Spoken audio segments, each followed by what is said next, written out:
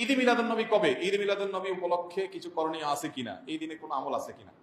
ঈদে মিলাদুন নবী মানে হলো নবীর জন্মের ঈদ, আনন্দ। তো ঈদ থাকলে তো ঈদের নামাজ থাকবে। অনেক ভাই বলেন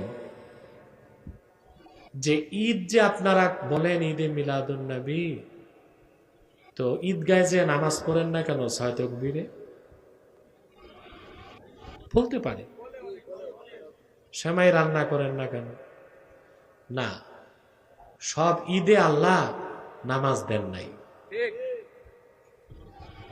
কোন কোন ঈদে আল্লাহ রোজাও দিছেন।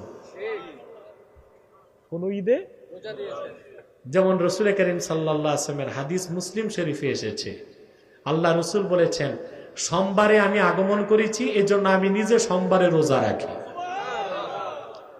ঈদে মিলাদুন নবী স্মরণে যারা 12 রবিউল আউয়ালে ইবাদত করতে চান, তাদের জন্য